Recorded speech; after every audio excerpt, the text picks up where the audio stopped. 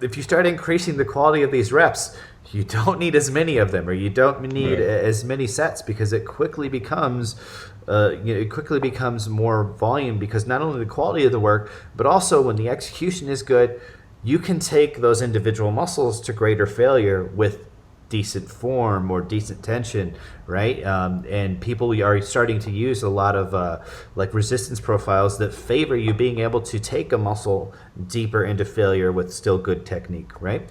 And so when you do that, all of these tools, they work very well, but they increase the efficiency. And so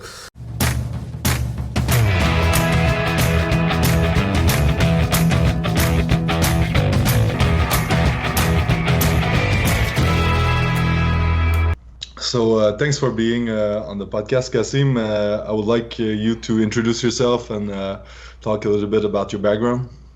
So my name's Kassem Hanson, and I actually come from a strong Poliquin background, a lot of Charles Poliquin. He's the one that kind of pushed me to go from a more just pure academic trainer to really get into the practical stuff. So coming from a formal biochemistry background, he's the one that made me really branch out and want to learn more about functional medicine, Chinese medicine, everything from biomechanics and all that stuff. So I would say that my strength, for people that aren't familiar with me, is rather than being an expert in one area, is I kind of look at myself as a collector, or a pattern assimilator, if you will, of being able to take pieces of knowledge from a variety of different places and put them together. And that's kind of how I've built my whole thought process and practice. It's just kind of bringing in how somebody can take a test tube and take that into sets and reps in the gym, right? Being able to mix all that information.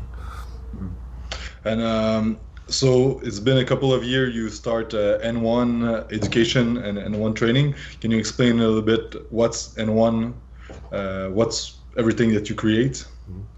So N1 stands for N of one, as in like when we're thinking of research, we think N of one is like individual data, which from a research perspective, we think of those as outliers. But what we try and actually get people to do is focus on using an individual person's data and feedback as the most important data, right? Looking at individual structure and mechanics, look at an individual's response to supplementation or nutrition, and kind of taking a lot of the theory-based stuff and using that as background information, but ultimately using an individual's, like, whatever feedback that you can get, and using that to really direct your approach. And I think it was probably around like 2015-ish or so, like it kind of really dawned upon me that there was no way we were ever going to create a perfect system that was a one-size-fits-all. There was never going to be a, here's how you train for this sport, here's how you train for general population, here's how you train for physique athlete. It was always going to be the only optimal way, like the only purely optimal way was if you took everything down to the individual basis. And so that's essentially what we tried to create, is a system where regardless of the athlete, regardless of what the person's goal is that you could look at them and do everything on an individual basis, rather than putting them in a box or a category and be like, okay, these are the rules that you have to follow, right? And you talk about individual feedback. What do you check when you train someone? What's the feedback and the data that you check? So we look at like a lot of biofeedback, both in session and without. So, why I like to teach people to take a recovery first approach, because ultimately if we're training, the benefit and the adaptations that we get all come from not the reps that we do, but our ability to adapt to the stimulus from those reps. So we look at how a person is sleeping, we look at their digestion, and we look at kind of how that matches with the training protocol they're doing. So one person may be able to eat a certain way, and one person may be able to train a certain way, but they may not be able to eat a certain way and train a certain way at the same time. So when we look at that, we can see like, okay, this person can handle this grueling high volume workout, but only with this calorie surplus and this much nutrition, because if we take the carbs back, their sleep starts to drop off, right? Or if we add too much volume, we see that their digestion starts to deteriorate. And we also do a lot in terms of training, in terms of looking at where people drop off in training, how they respond. Like if you're losing a pump, in training. If you take somebody that is, for instance, a very like fast twitch dominant athlete, they might get a great pump doing high volume, low reps. But if you take them through a superset, triset type session, they might get 3 sets into it and they go from being really pumped to really flat. And so that's really good information to understand how a person is responding to that stress on an individual level, because one person's 6 reps is not another person's 6 reps, right? We all, depending on our neurological efficiency, depending on our training age, we all get a varying stimulus from the same set and rep schemes to a certain degree, which is why being able to take and adjust that in one direction or another for an individual can really allow you to like take somebody further into a stimulus, or be able to go longer before you need to deload or periodize away from their goal. Mm. And can you talk about your I think you got a unique approach on program design. Like everything that I learned before was kind of like you talk a little bit in the course about the undulating periodization and everything, and you come with a type of periodization in program design that's kind of unique. Can you talk a little bit about that and the potentiation phase and everything? Yeah.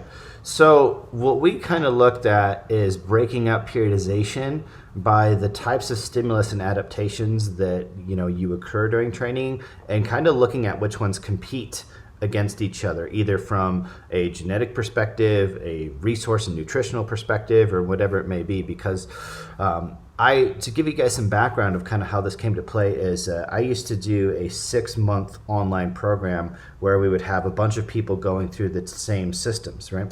And what we were doing is we were looking at how they were responding to each of these. And what we did is, after about 7 groups of this, right? So quite a few people going through, we saw patterns with these different types of workouts where if we had somebody that was focusing more on body comp, they would enter this training session and they would respond differently than somebody that did that same training system in a surplus, right? And so we really started to see like, okay, at that point in time, we hadn't really figured out all of the training systems, but we could see how going into these things that certain people responded a certain way.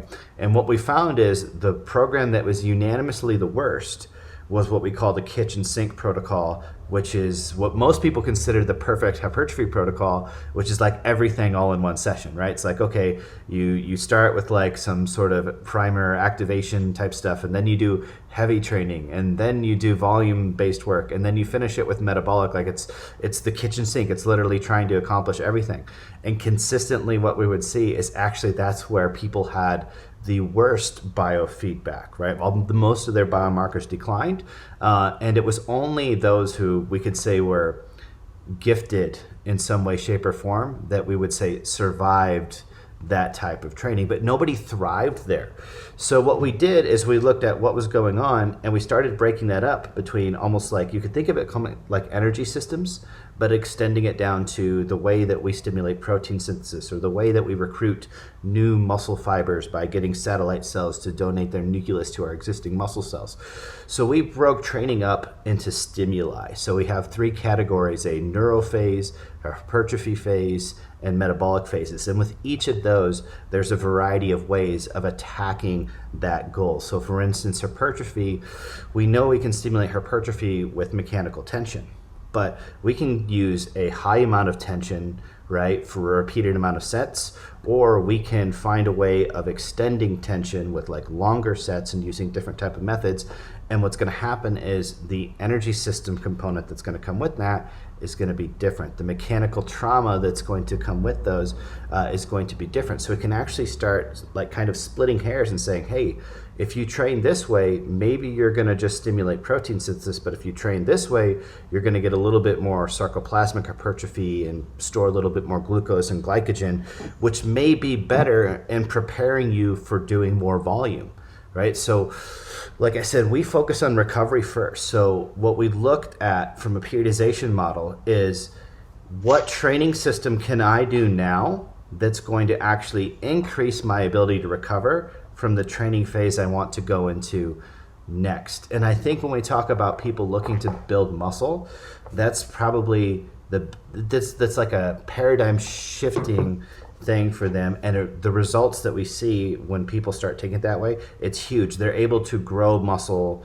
on less volume because their recovery is better, and they're able to progress those phases longer, and ultimately they're able to do it healthier. And when I say healthier, I mean everything from lower like supplement use, if you will, but also like just they're not like so many people that are in the like physique industry end up taking what I call like the bag of pills to allow their body to keep functioning with the high volume training or high intensity training they're doing, and so they're depending on that. And so one of the big things that we noticed is that when we started breaking this up and we were able to just fine tune the nutrition for that type of training and potentiate, is the amount of nutrients that somebody needed to sustain their health dropped drastically, right? Some people weren't having to take 50 pills a day to do these like high frequency, high volume type protocols.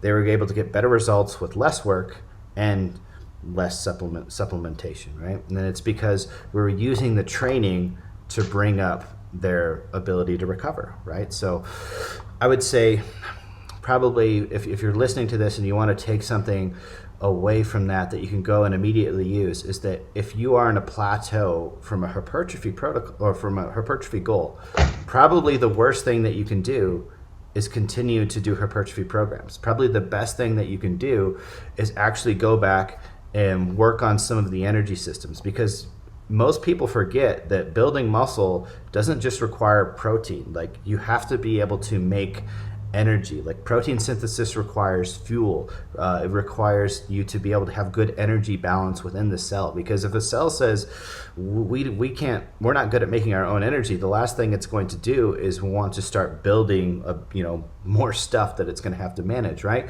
So all of the machinery that we use to adapt to these hypertrophy things is very energy system dependent, and our stress management, our ability to recover, is systemically dependent on energy management too, right? So a lot of people out there are measuring HRV and stuff like that for recovery, and they underestimate how much just being systemically conditioned affects that, right? So not that HRV is a really good marker for hypertrophy, but just as an example. So if you're trying to build muscle and you've been plateaued doing every hypertrophy program in the book, what I'd say is stop trying to build muscle and actually focus on the things that are going to improve your recovery, which is likely going to be some sort of metabolic training, whether that be a systemic protocol like a GBC or a local protocol like we use like incomplete rest methods. Like the most popular one would be like a Vince Gironda 8x8 methods. Like those are two examples, one being focusing on systemic metabolism, the other local metabolism. But those are both things that if you do those,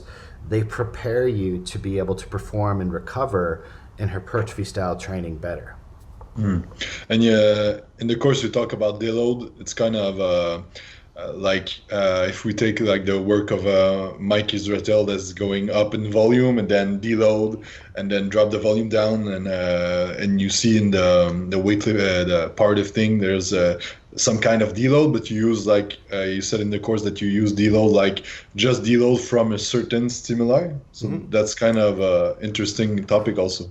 Yeah, so because when we think about it, like there are times where we need to deload everything, right? And that's usually when we've reached a point of like systemic stress. It's a combination of environment and life stress and training stress all in one. Then there are times where it's just like we need to do less of everything. But if you are efficient with your training and your nutrition, a lot of times what we only need to deload is the things that are currently stressed out.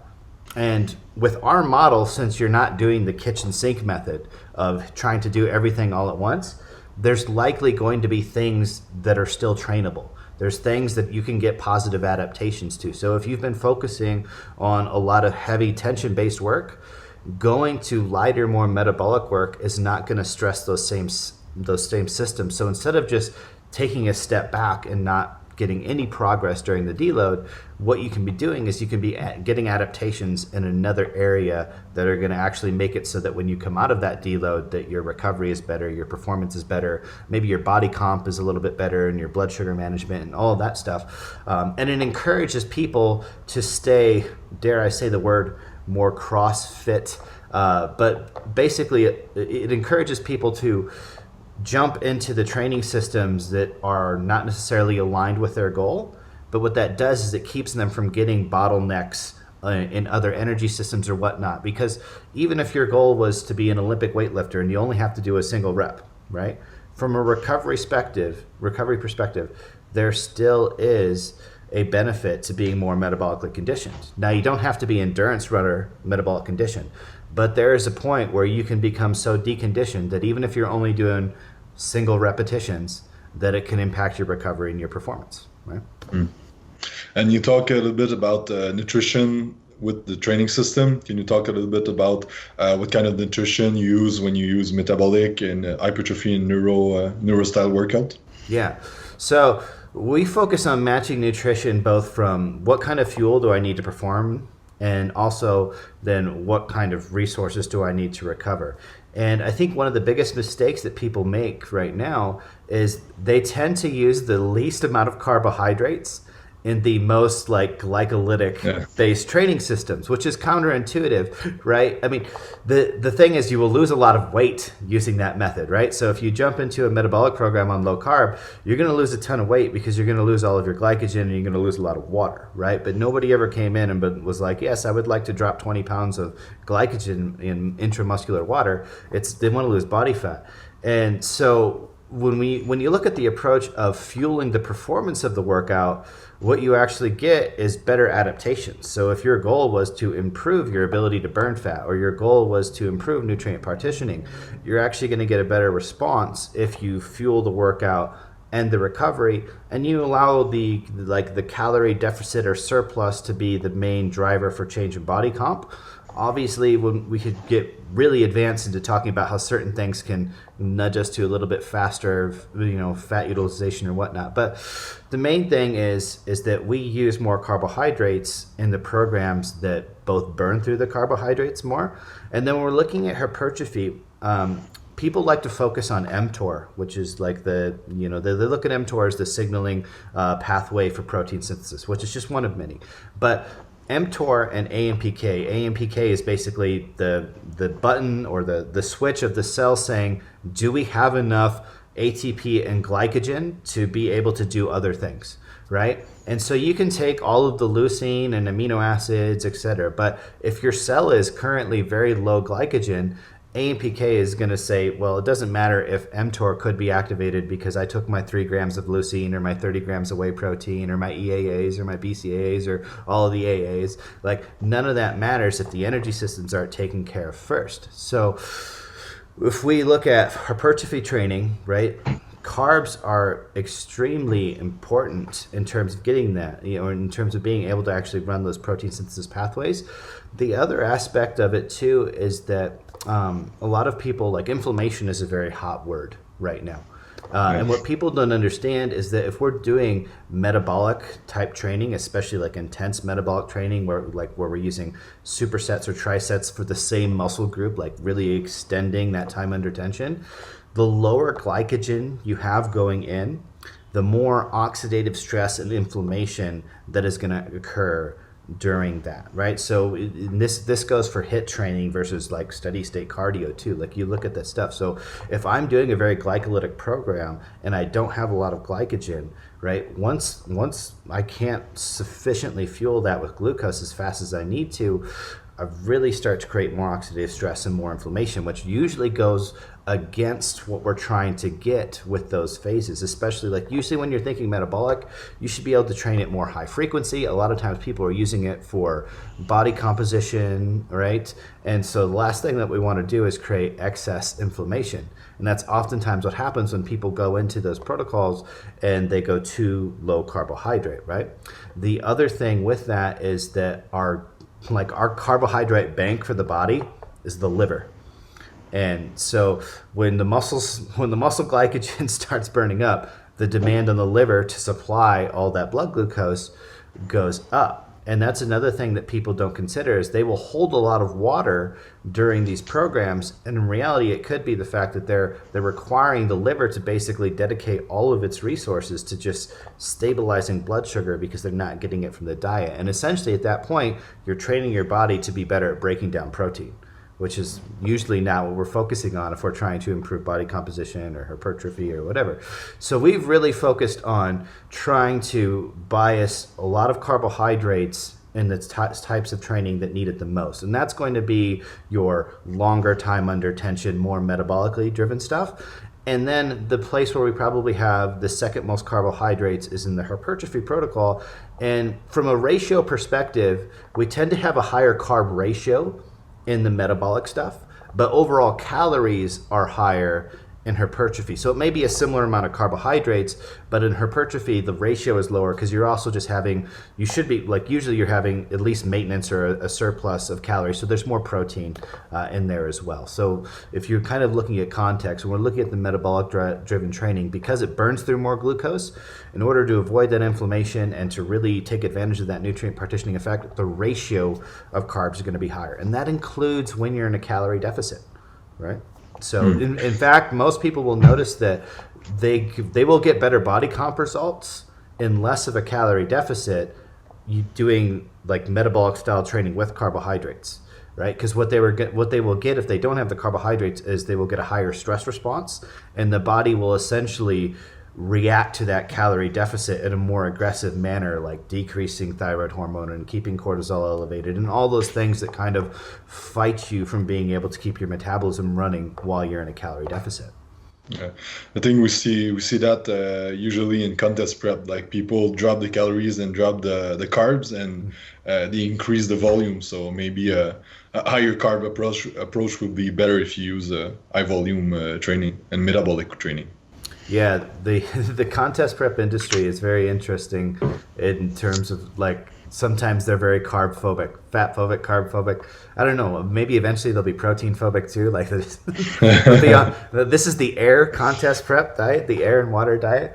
But yeah, I mean that is like one of the reasons that people hit huge plateaus in contest prep, right? Is it's almost like they would be better off completely flipping things. And I usually say this with the HIIT training and stuff too. A lot of them throw in more HIIT training when they're really dieted down and they're eating very little carbohydrates. And I do the opposite. I will actually use more HIIT training at the beginning when their calories are higher and whatnot for the metabolic adaptations that I want from it. And towards the end of the show or towards the end of the prep, as we're getting close to it, right, I will oftentimes use more low intensity, steady state work, right? And the same things with the training, right? Obviously everything like N of one, it all comes down to the individual basis. But we definitely, like in terms of contest prep, we use a lot more carbs than most people are accustomed to having, right? And the nice thing is if you're working with general population or contest prep athletes, one of probably the biggest like non-physiological benefits of this is the psychological benefit, because people feel better, they train better, like they're more likely to increase their loads and feel strong and actually get good pumps and feel the muscles better, and they also look better, because even if you're losing body fat, if your muscles are flat, like your physique may look worse, right? Or it may not be as fulfilling, especially if you're working hard at the gym and it doesn't look like you work out because you're very depleted, right? That can be very demoralizing to somebody's motivation, right? And people can start getting a lot of stress, especially in contest prep, because they're watching that transformation on a day-to-day basis, right? And they don't they may not know how they would look if they had another 4 pounds of glycogen on their frame right now. All they know is this is how I look right now, this is how I feel, and I still have 8 weeks to go or whatever. So being able to use an approach where people are performing better and feeling better, the psychological benefit of that is huge. So you combine that with the physiological benefit, and it's a drastically different experience for prep or for like this. That even applies for general population, right? Especially the what I'd call like the skinny fat people. Being able to get those people to like have fuller muscle bellies, that will change their physique a lot faster than them just losing a little bit of body fat, right? Because it'll really change the aesthetics and the shape of their structure. If we talk about supplements, also you also match supplements for training phase also. Yeah. So really, I mean, with supplements, there's so much that you can do, and like this is one of those things where we could talk forever on. But what I try and it's the same thing as the nutrition. We try and look at what aligns with a performance perspective, right? So you're gonna have certain things where, like high volume workouts, you might simply just need more fuel, right? And then intensity based workouts, you might need things that drive dopamine more, right? And then energy system based workouts, metabolic based workouts, we might need more cofactors that are just going to help us mobilize nutrients, right? So you take those into account, because if you take a bunch of things that mobilize nutrients but you're going in and you're only doing doubles and triples, it's probably not a very efficient use of your money. So what we've been able to do is kind of the same thing for nutrition, is kind of break it down to like, okay, what are the systems that are really being taxed? How do we get them to perform better? And then what do we need to initiate that recovery process, right? So being able to, and I look at like intra-workout carbohydrates as like one of the most important supplements, because there's no amount of B vitamins and tyrosine and whatever that you can take that is actually going to be as potent as simply just being able to fuel the sessions, sustain the performance, sustain the volume, and minimize the inflammation. It's just plain old carbohydrates, right?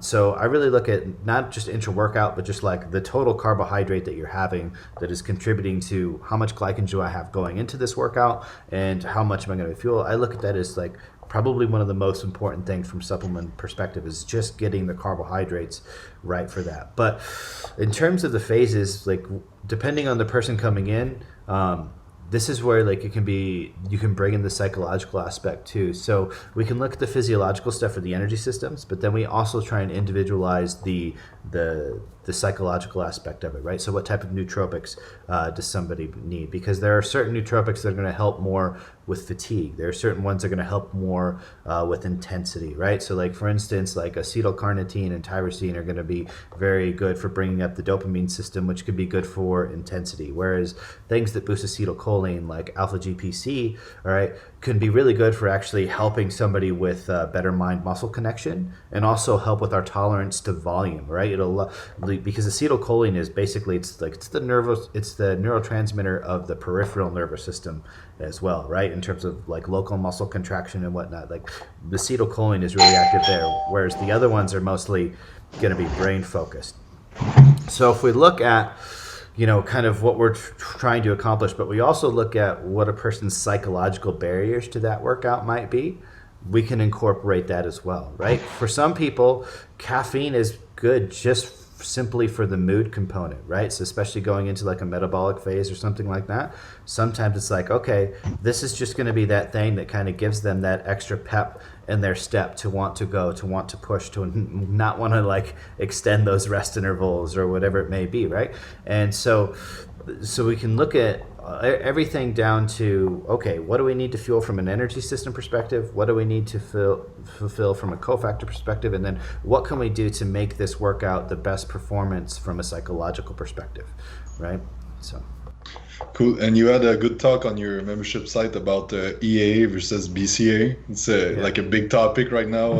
So right now it's really popular in the industry to kind of want to like, trash a certain supplement or something like that. Like it's good to call out the bad, so to speak, right? So when we look at BCAAs, like anything else, you need to look at the context of why am I using it, in what context, under what conditions, and whatnot. So it's not that like people have been using BCAAs for all this time and then all of a sudden they're absolutely worthless. I mean, there's a reason that anecdotally a lot of people have they've found this to be helpful for them in some way, shape, or form.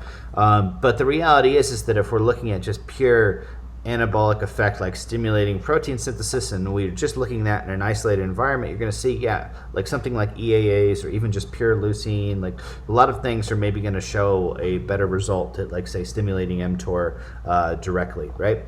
But when we look at the context of how the body utilizes these things, let's look at it outside of supplements. So when you're training, you start doing some contractions, your nervous system is already kind of predicting what changes are going to need to happen in your body metabolically to sustain that activity, which is good, because otherwise what would happen, like if you just decided to just start training, what would happen is you would deplete through your fuel reserves and lower your blood sugar so fast that you would just crash. right? So our body needs to be predictive of what's going on. And one of the ways that our body is predictive from a systemic level back to the brain is actually this release of branch chains into the blood during training. So as we're training, as BCAAs kind of get released into the blood, what happens is we have a blood-brain barrier that affects what things from our blood can actually get into the brain. At a normal level, catecholamines can kind of cross freely. There's transporters that just are kind of taking these things across readily.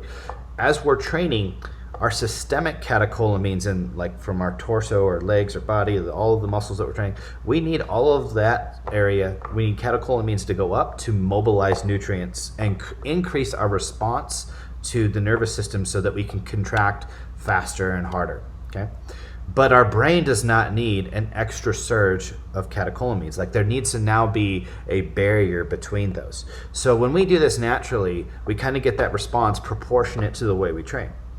Now, if we take a pre-workout, we take a tyrosine or an L-car, which are a good type of thing. We take any sort of stimulants or caffeine. These are things that can start bringing up catecholamines either in elevated levels or at an earlier point from when our body would naturally kind of close that blood-brain barrier and kind of decrease the amount of catecholamines crossing.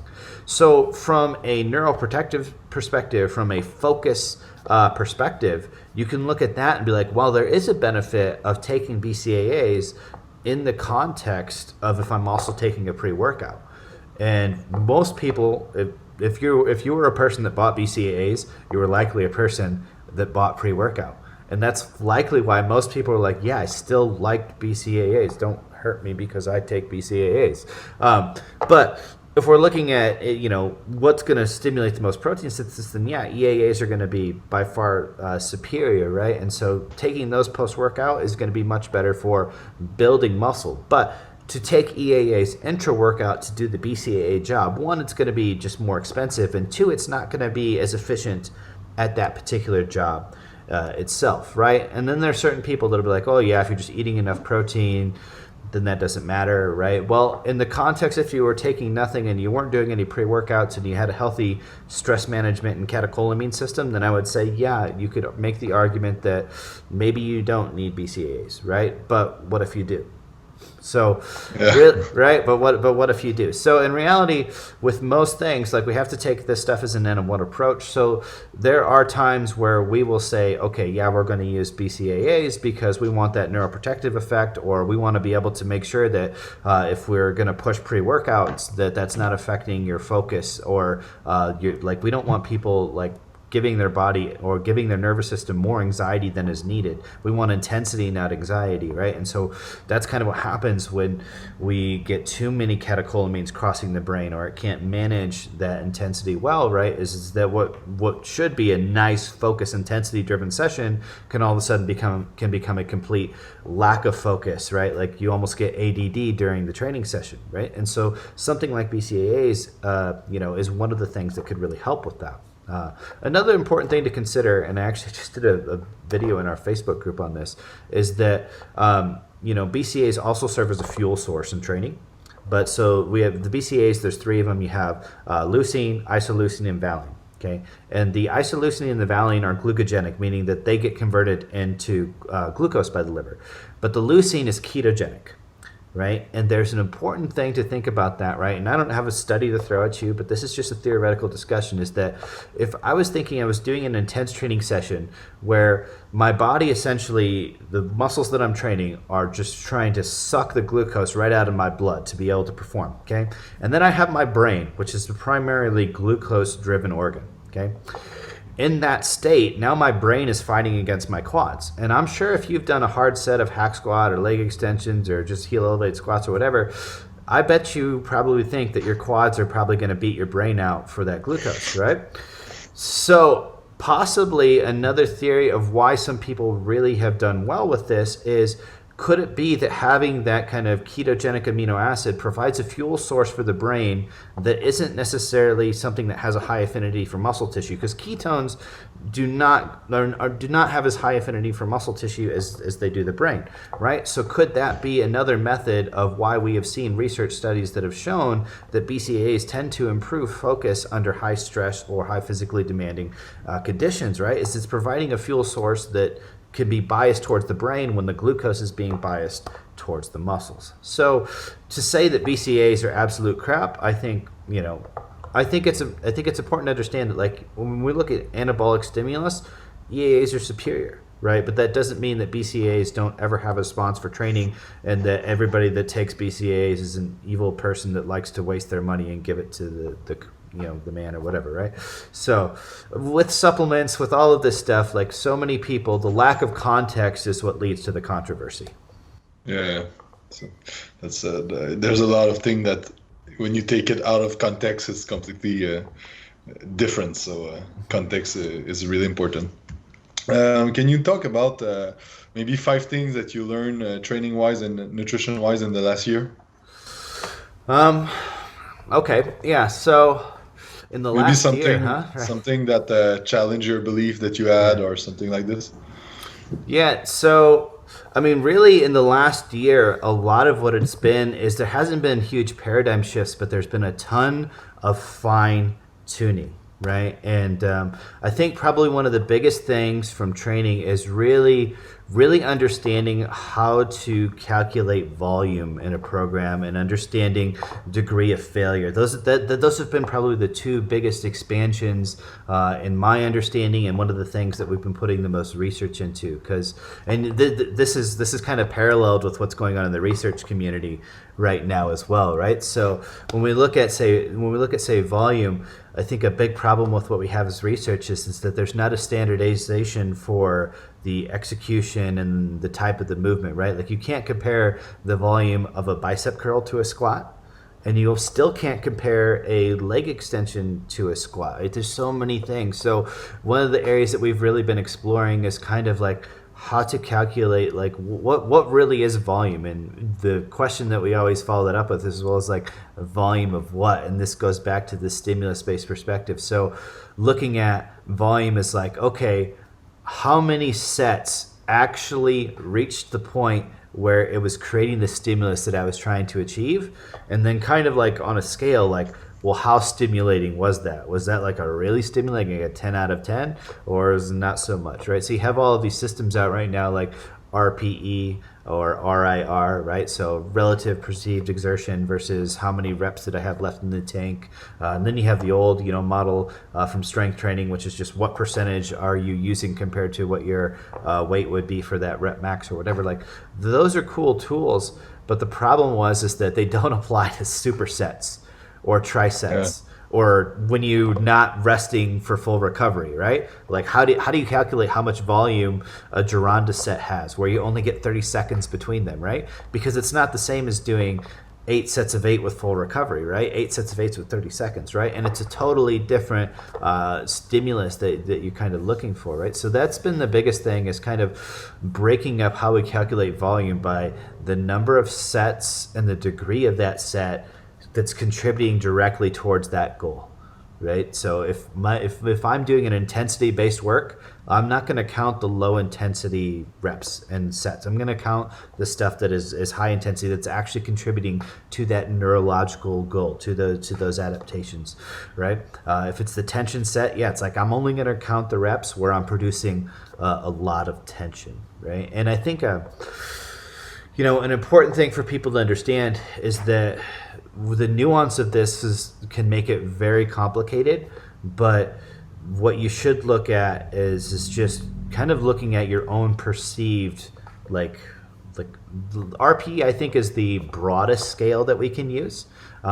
So in terms of like, okay, how hard was that? It's not necessarily the most accurate, but an RPE can be used for a 1 RM or a 50 RM. Okay, and RIR really only kind of functions in that hypertrophy range, right? Because it's like, okay, some people have put out like infographics and whatnot showing that like, okay, anything with once you get to a 4 IRR, that is now a stimulating set, right? So that now counts towards the volume, okay? But saying, well, it's a 4 IR for a set of 20 versus a 4 IR for a set of 4 is very different, right? So for instance, let's look at taking a set to failure and where that comes out. So if you take a set to 4 to failure, and let's say that you can do 100 kilos on maybe bench press for 4, okay? At that point in time, the degree of failure you're at is you don't have the ability to lift 100 kilos, okay? But if you take a set of 20 to failure, and let's say, well, maybe then you're only using 60 kilos, okay? Your level of failure now is you've reached the point where you could no longer move 60 kilos. So one of those is way deeper into failure from a fatigue-based standpoint than the other, right? So which one of those is more volume? The last set of the set of 4 or the last set of the set of 20, and how do we calculate that, right?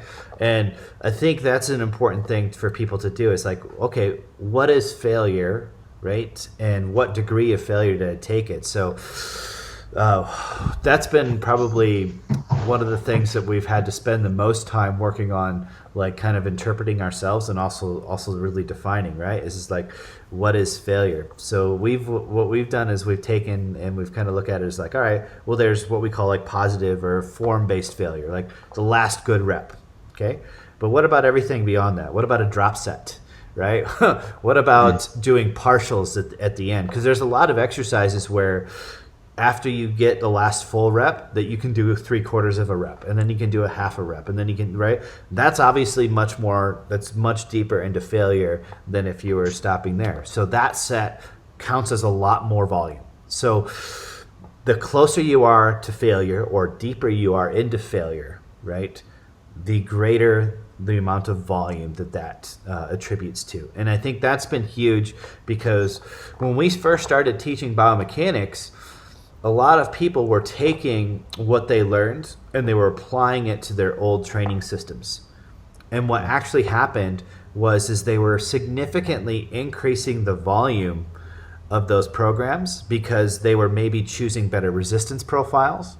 They were maybe changing their tempo to actually spending more time where the muscle was under greatest amount of tension, right? Their execution was better, so it was just less momentum, less swinging. Not that momentum is bad, but just like it was an appropriate tempo to get the most out of the muscle. So the same sets and reps on paper ended up actually being a lot more volume. So what we actually ended up having is people going back and overtraining the crap out of people, right? Without even realizing it, because they're like, I don't know, like I used to write programs like this all the time and, people were fine. And I'm like, but the quality of work is so much higher now. And that was a big learning curve for us, was like, we put this out and then we're like, wow, we really need to let people know that like, if you start increasing the quality of these reps, you don't need as many of them, or you don't need as many sets, because it quickly becomes more volume, because not only the quality of the work, but also when the execution is good,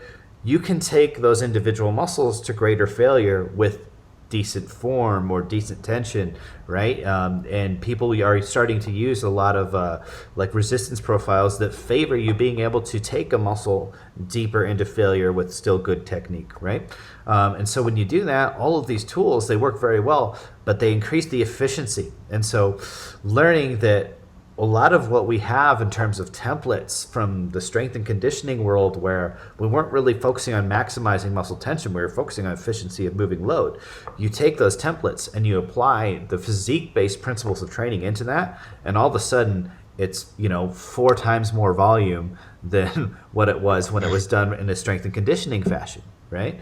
So that's been one of the biggest learning curves, is understanding really how all of this stuff is affecting volume and how the degree of failure is really impacting that, and really kind of just resetting our brain and understanding that, like, wow, once you start incorporating this, you essentially have to erase all of your old habits in program design and you really have to look at what you have on paper with new eyes, right? In terms of, okay, what stimulus this is and whatnot, right? So what I like to say is any program design protocol that doesn't account for the exercise quality, right?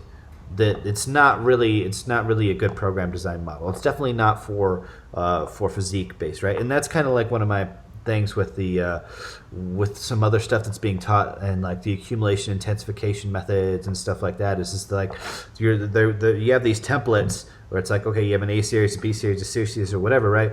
But there's no qualification for the type of exercise and the resistance profile for like, well, how much volume is this? Because if I swap out the exercises within this template, I can make it extremely high volume or extremely low volume by just accounting for that, right? And so that's been a big realization for us, which has actually motivated us to create a whole extra course in our certification of just focusing on that and applying basically a new model of templates with our system.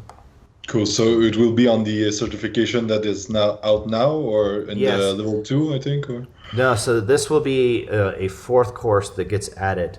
So technically this one we're going to move it as we're going to say that the current program design one, we're going to call that the theory based, and then this next one is going to be the practical program design that will kind of be a second half of that, kind of really just taking people through a lot more examples so that they can visualize how much volume and what degree of failure that they need to take people in these stimuli now, because it's just so much different than everything that we've been exposed to up until this point, right? Yeah, cool. And when do you gonna release that?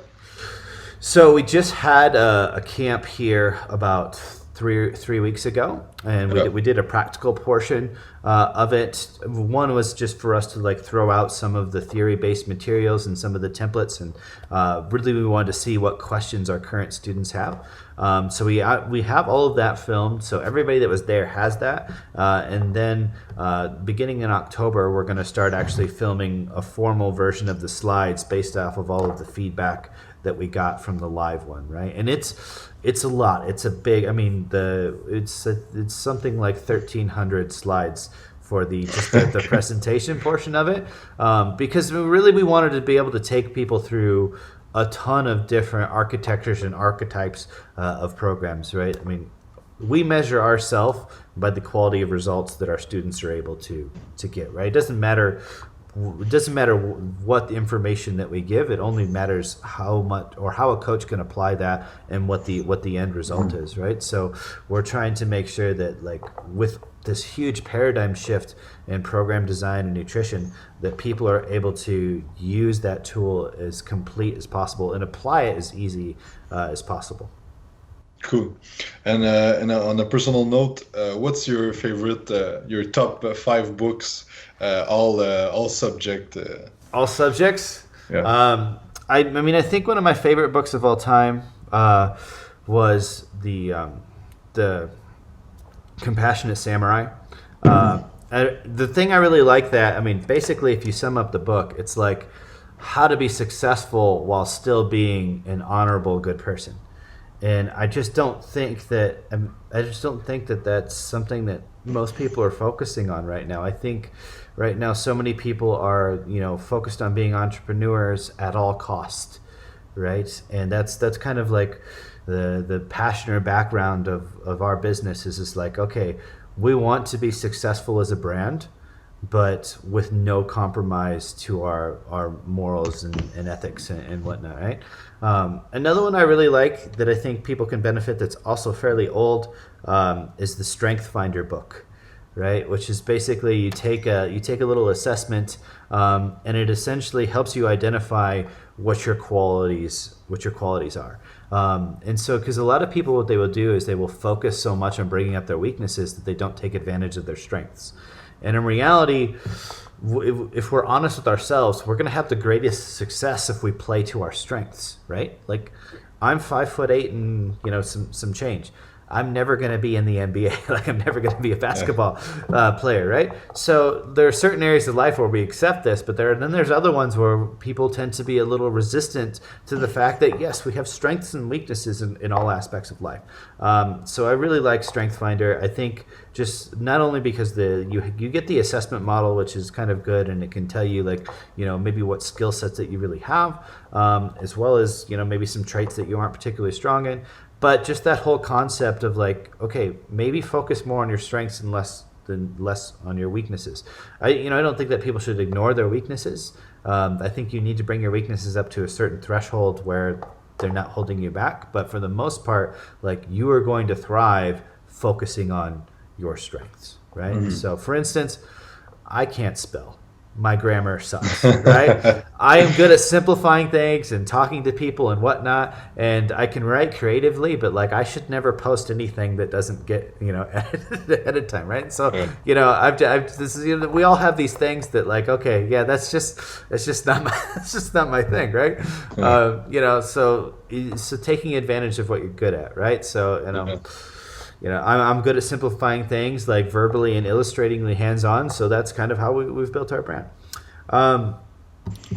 The other one that I think would be really good, I really like the Braverman test by Eric Braverman. For those of you guys that are nerds and like neurotransmitters, I think that's a cool one. The original book, what I will say is don't take any of the nutritional advice in there because it's out to date. But the actual assessment on neurotransmitter dominance, I mean, there's people out there doing neurotyping or whatnot. I think if you get this book, you do that, you get the majority of the information that you want. And what I will say is that neurotyping is not necessarily something that you should use for program design, but can be valuable for helping you determine like maybe what would be better pre-workout or sleep nutritional support for you.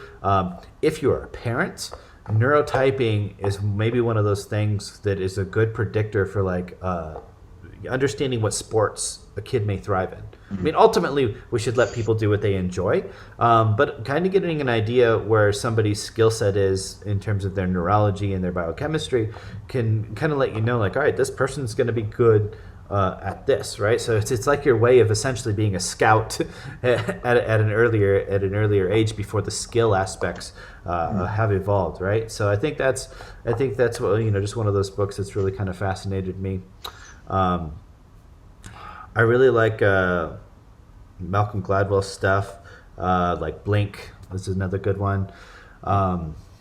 What's another good one? This is always the hard one for me because, one, I don't read enough, but two, there's just like there's so many all over the place, right?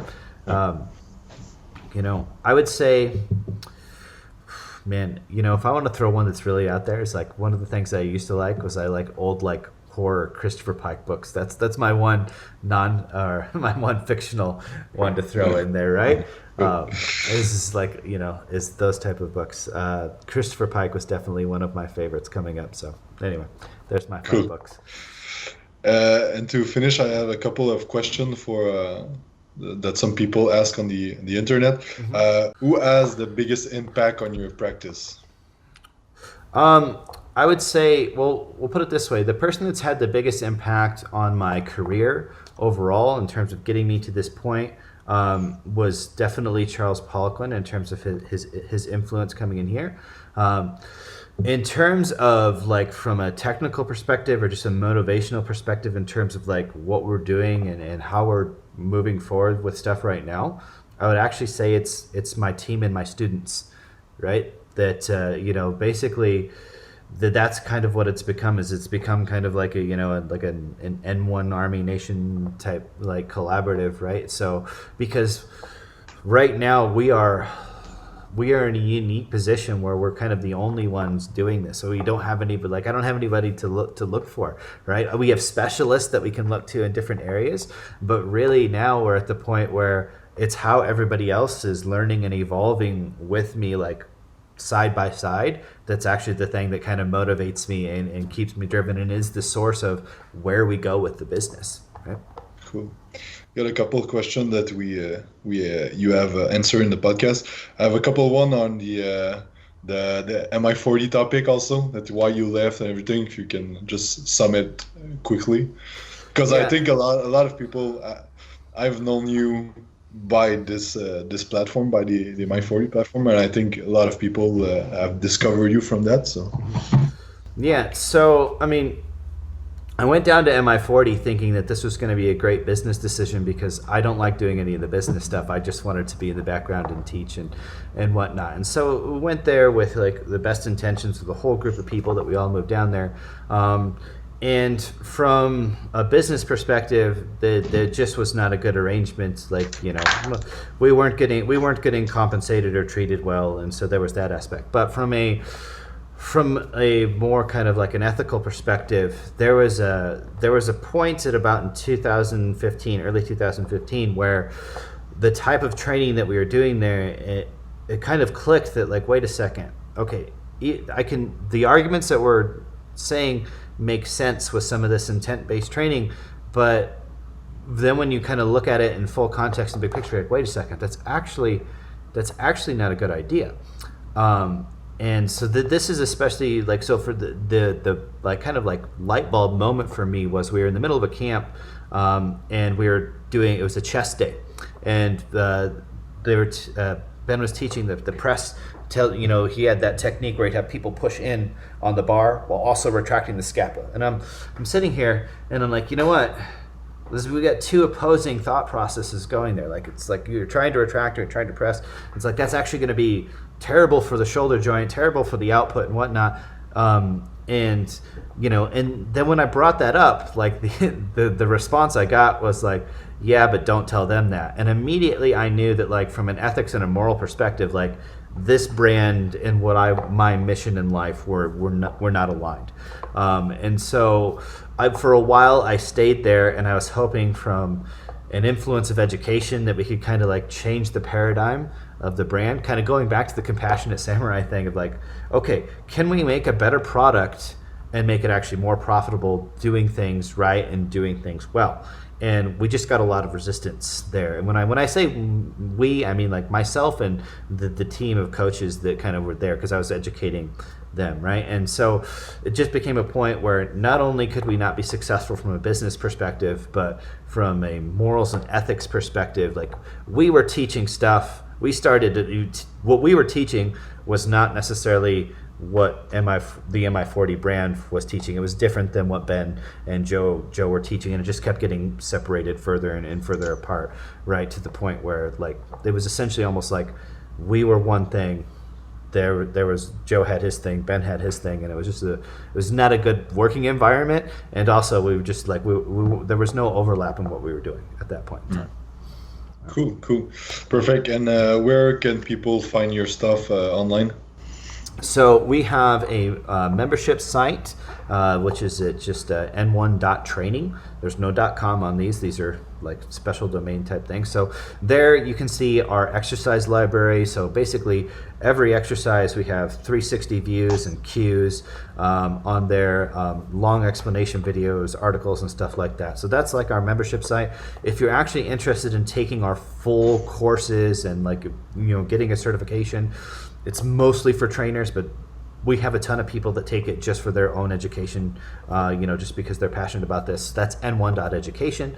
And so there we have all of our courses online. It's a pretty cool, I mean, you're in there, Jacob. So we spent a lot of time, effort, and money trying to make it not just like a, you know, here's some videos of me talking, but to actually make it a really good learning tool with transcripts and, you know, learning points and stuff like that. And both of those, you are able to try out that content if you want. And then of course you can follow us on any of the social media platforms on Facebook, YouTube, Instagram.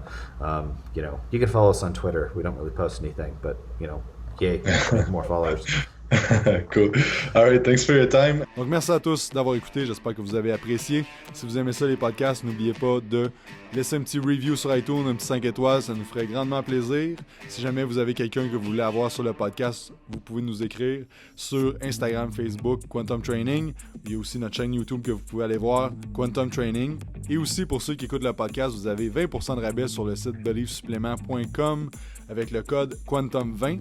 Si vous voulez un shaker incassable en acier inoxydable, pas de BPA, l'excellente compagnie Mana Apparel vous offre 15% de rabais avec le code Quantum15. Sur ce, passez une excellente journée et on se dit à la prochaine.